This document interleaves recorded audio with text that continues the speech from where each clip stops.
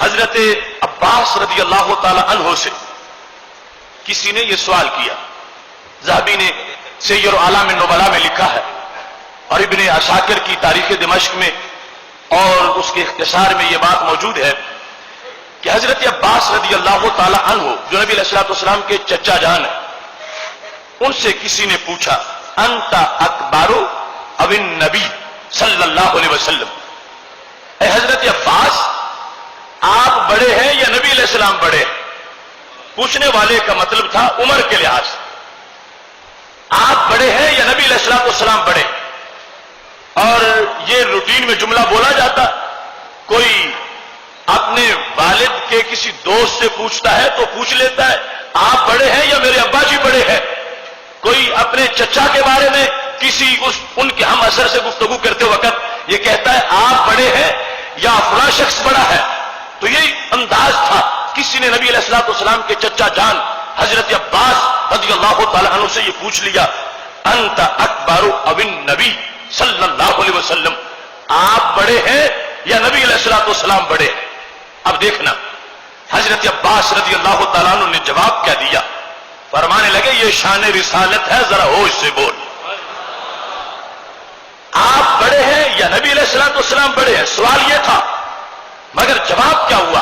قال ہوا اکبر وانا ولدت قبلہ، اور میں بڑے وہ ہیں ولادت میری پہلے ہوئی ہے. یعنی وہ لفظ جو عمومی طور پر بولا جاتا ہے، کہا جا سکتا تھا کہ میں بڑا ہوں، میں 2 سال بڑا ہوں، میں اتنے سال بڑا ہوں، میں بڑا ہوں، یہ لفظ بولا جا سکتا تھا. مگر حضرت عباس رضی اللہ تعالیٰ عنہ نے وہ لفظ استعمال نہیں کیا. فرمایا بڑے آپ بھی ہیں، رسول اللہ صلی اللہ علیہ وسلم ہی بڑے ہیں.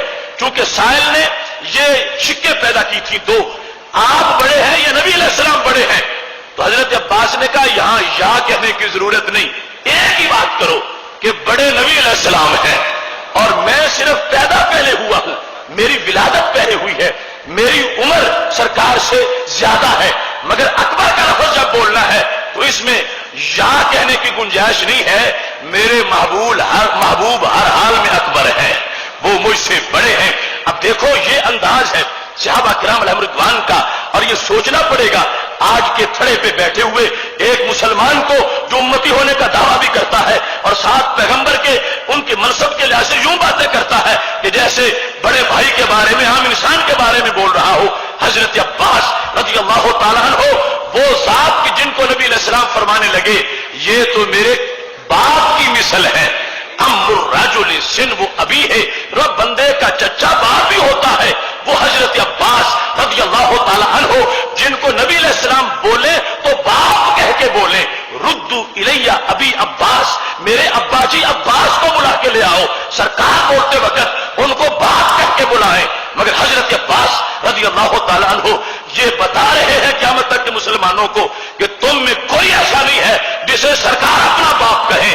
اس کے باوجود کہ مجھے سرکار باپ کہہ رہے ہیں مگر میں منصب نبوت کا ادب تمہیں بتانا چاہتا ہوں کہ جب عمر میں بڑا بھی ہوں مگر میں اپنے آپ کو بڑا نہیں کہوں گا. میں یہ کہوں گا پیدا میں پہلے ہوا ہوں.